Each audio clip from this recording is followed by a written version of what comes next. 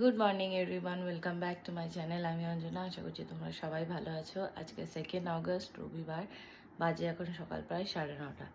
আমি 9টার দিকে ঘুম থেকে উঠেছি, উঠে হালকা ফুলকা কিছু কাজ করেছি আর এখন এই বিছানা তুলবো। সৌরভ এখনও বাজার যায়নি, যাবে। আজ রবিবার তো কী হয়েছে কিছু মনে হচ্ছে না, কারণ আমাদের এখন চলছে অসহ্য, তো পুরোপুরি নিরামিষ, তাও হলুদ ছাড়া তরকারি, এরকমই খেতে হচ্ছে। সোমবার মারা গেছে, তো আজকে প্রায় 7-8 দিন মতো, 7 দিন মতো। তো যাই হোক, সারাদিন কী করবো তোমাদের সাথে শেয়ার করব, দেখতে থাকো ব্লগটা। তো সৌরভ বাজার চলে গেছে, মায়ের টিফিন খাওয়া হয়ে গেছে। আমি এখন কিছুটা জামা কাপড় নিয়েছি কাচবো, তাই যেহেতু অসহ্য চলছে, তো আজকে যেহেতু 7 দিন, তো অল্প অল্প করে কাচা শুরু করে দিয়েছি, অনেকটা কাচা। আর সব থেকে বড় সমস্যা হচ্ছে আমাদের যে হেল্পিং হ্যান্ড কাকিমা, সে এখন নেই, সে গেছে দেশে। তার বাড়িরও, সে অন্য কাজে গেছিলো, গিয়ে জানতে পারলো মানে যেদিন গেছে সেদিনই তাদেরও মানে পরিবারের একজন মারা গেছে, তো সেই জন্য সে দেশেই রয়েছে। এবার সেই পুরো চাপটা আমাদের ওপরে পড়ে গেছে। এবার সব কাচাকুচো কাকিমা থাকলে কি হয়, অল্প অল্প করে, অনেক অল্প অল্প করে সবটাই কাচতে দিয়ে দেওয়া হয়। কিছু করার নেই, যেহেতু মানে একসাথে অতটা কাচাও একটা মানুষের পক্ষে সম্ভব নয়। তো ওই রকমই করি, 3-4 দিন পর থেকে অল্প অল্প করে কাচতে দিয়ে দিই। তো এখন যেহেতু কাকিমাও নেই, মা আর আমি মিলে কাচ্ছি। মাও অনেকটা অনেকটা কাচ্ছে, আমি একটু অল্প তার তুলনায়। তো চলো, কালকেও অনেকটা কেচেছি, আজকে একটু অল্প জামা কাপড় আছে, তো ওগুলো চাদর নিয়েছি আর কিছু পাপোশ নিয়েছি, কালকে বেশিটা হয়ে গেছে। তো চলো এখন জামা কাপড়গুলো ভিজিয়ে নিই, কেচে নিই, কারণ আজকে ভালো রোদ দিয়েছে। এরপরে আবার আকাশ বলা যাচ্ছে না কখন বৃষ্টি নামবে।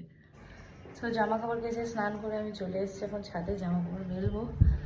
বেশ ভালো রোদ দিয়েছে আজকে, কিন্তু আবার কখন বৃষ্টি হবে বলতে পারছি না। মা সবাই কেচে মেলে দেয় আর এই ঘরে জড়ো করে, যে একটু শুকিয়ে আসিয়ে যায়। এই যে দড়ির প্যান্ডেল শুরু হয়ে গেছে।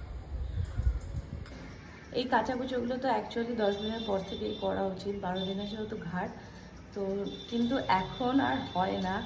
এখন তো মানুষ পেরে ওঠে না, এটা একটা বড় কথা। আর দ্বিতীয়, এত জামা কাপড়, এত পর্দা, বিছানা চাদর, সোফার কভার সব মিলিয়ে এত হয়ে যায় যে ওই 4-5 দিন পর থেকে না কাচা শুরু করলে হয় না, পেরে ওঠে না। সবথেকে বড় কথা সমস্যা, মানুষের তো সমস্যার শেষ নেই।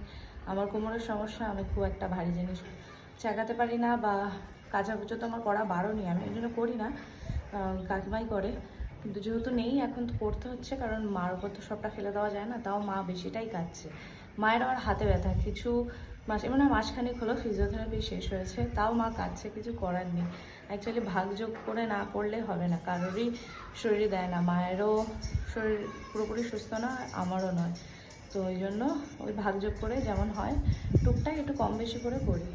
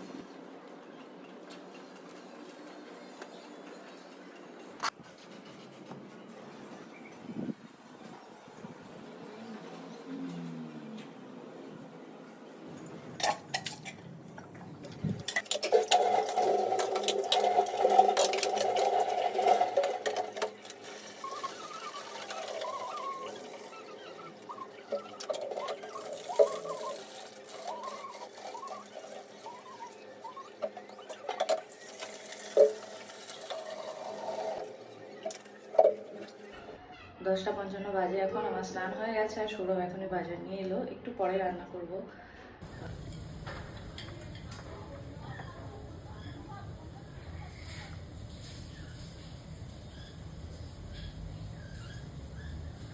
আমরা নিজেরা মাছ খাচ্ছি না তো কি হয়েছে, ওকে ঠিক মাছ এনে দিয়েছে সৌরভ। একটা বড় জ্যান্ত মাছ এনেছিল, সেইটা কেটে কেটে টুকরো করে দিয়েছে। খায় তো দেখছিস। তো কিছুক্ষণ আগে রান্না বসিয়ে দিয়েছি, আজকে করছি ধোকার তরকারি। আর কাঁকরোল ভাজা আর ডাল সবই হলুদ ছাড়া করবো।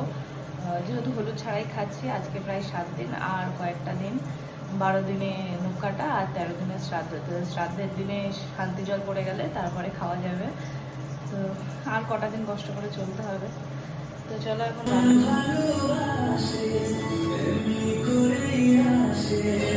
ভাজছি।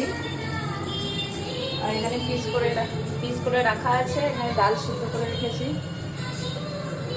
ওখানে ভাত হচ্ছে।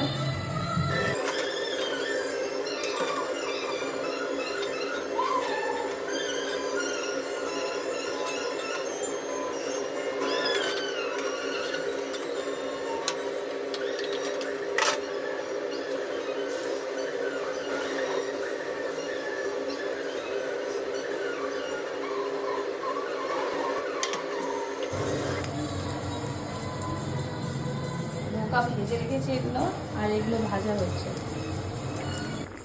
তো এই যে ধোকার তরকারি হয়ে গেছে, এরকমই ঝোল রাখবো, এবার এই ঝোলটা টেনে নেবে। তো এই জন্য এই ঝোলটা না রাখলে একদম শুকনো হয়ে যাবে। রাখবো এই যে হলুদ ছাড়া কাঁকড় ভাজা আর ডাল হলুদ ছাড়া, কি জঘন্য না? এই খেতে হচ্ছে, কিছু করার নেই। এটা একটু লাল হয়েছে কারণ টমেটো আর পাকা লঙ্কা সেগুলো বেটে দিয়েছি তাই। নবরত্ন কোরমা বানিয়েছি,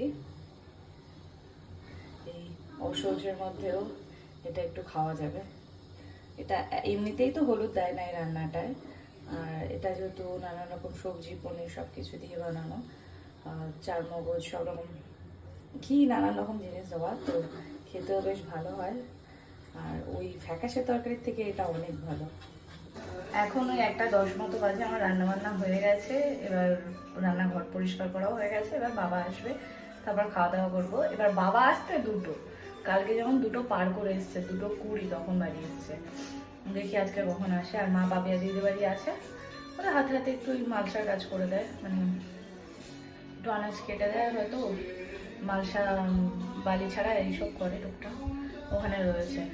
আর বাড়ি কি জোরে বৃষ্টি এসছে, বললাম না যে সকালের দিকে রোদ দিচ্ছে, দুপুরের দিকে বৃষ্টি হচ্ছে, তো এই বৃষ্টি চলে এসছে। এখন দুপুর 2:20 মতো বাজে, আমাদের খাওয়া দাওয়া কমপ্লিট। এখন এসছে অ্যাকোয়াগার্ড সার্ভিসে। বাবা আজকে একটু তাড়াতাড়ি চলে এসছে, 1:30টার দিকে এসছে, তাই আমাদের 2:30টাও বাজেনি, খাওয়া দাওয়া কমপ্লিট 2:20-র মধ্যে। তো এখন আমি আর ওপরে যাবো না, মা বাবা আছে, ওরা দেখে নেবে। সার্ভিস করতে আসছে, যে আসে প্রতিবার চেনা লোকই, ওই জন্য কোনো অসুবিধা নেই, উনি ওনার মতো কাজ করে চলে যায়। তো যাই হোক, চলো এখন রেস্ট নিই, আবার বিকেলের দিকে বা রাতে ভিডিওটা কন্টিনিউ করছি। তো এখান দিয়ে দেখা যাচ্ছে আমাদের সেই ট্যাঙ্কি, এইখানটা থেকে এরকম করে না পাকার না, পাটা দেখতে পাচ্ছিস কিরকম করে বসেছে, এই ঘড়িটাও উঠছে, ঘড়িটা আমাদের ছাদে ট্যাঙ্কের উপরে বসে আছে। আমাদের বাড়ির ছাদের উপরে ট্যাঙ্কের ও কাছে, মানে ট্যাঙ্কের ওপরে হনুমান বসে আছে। আমি তো জানি না, সঞ্জীব দা আমায় ডাকছিল, আমি খেয়াল করিনি অত। আমি ওদের বাটি ঘটিগুলো দিতে যাচ্ছিলাম, তো মানে জিতে গিয়ে তখন ওরা বলছে এই দেখ তোদের ছাদে বসে আছে, তোকে আমি কখন থেকে ডাকছি শুনতে পাসনি? বলে না রে, আমি একদম খেয়াল করিনি। এখন বাজে রাত 8:30। আমি এখন ঘরটা সবে ঝাড় দিয়েছি, মুছবো পরে, রুটি করব, রুটি করার পরে ঘর মুছবো, কারণ ঘর মুছতে গেলে পুরো ঘেমে যায়। আর আমি রাতে করে ঘর মুছে রাখি, কারণ সকালবেলা আমার পুরো বিজি শিডিউল থাকে। তো সকালবেলা আমি এমনিতেও লেট করে উঠি, তো মানে ঘুম থেকে উঠতে পারি না, তো ওই জন্য সকালবেলা ঘর মোছাটা রাখি না, তাতে আমারই লেট হয়ে যায়, আমার ওপরেই আমারই চাপ হয়ে যায়। তো ওই জন্য এখন ঘরটা মুছে রাখবো। সৌরভ আর ভাই এসেছিলো, সৌরভ আর ভাই ওরা দুজন মিলে বেরোলো, ওরা যেরকম মাঝে মধ্যেই বেরোয় মানে এদিক ওদিকেই কাছে পিঠে, তো আবার খানিক্ষণ পরে চলে আসবে। তো চলো আমি এখন রুটিটা করি, তারপরে ঘর মুছবো, ঘর মুছে চান করবো, মানে গা ধোবো, নয়তো ঘেমে পুরো ওই গা নিয়ে আমি থাকতে পারি না, অস্বস্তি হয়। আমি অনেক সময় কি হয়, রান্নার পরে স্নান করি, কারণ ওই স্নান করে তারপর রান্না করলে পুরো গা ঘেমে যায়, অস্বস্তি হয়। এবার অনেক সময় সকালবেলা স্নান করে নিলেও কি হয়, রান্নার পরে আরেকবার স্নান করি, মানে গা ধুই। তো সেরকমই এখন ঘরটা মুছে আবার একবার গা ধোবো। তো চলো এখন রুটিটা করে নিই।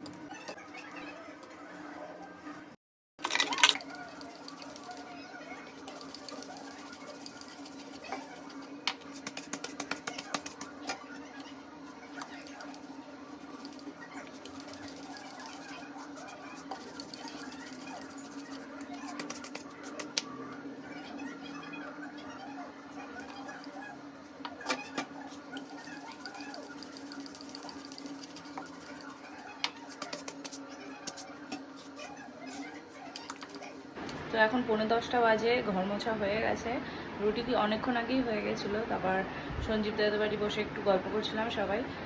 তো যাই হোক, ঘর মোছা হয়ে গেছে, আমি ঘেমে পুরো স্নান। আমি এখন গা ধুতে যাবো। ব্লগটা আমি এখানেই শেষ করছি। সবাই ভালো থেকো, সুস্থ থেকো, দেখা হবে অন্য কোনো ব্লগে।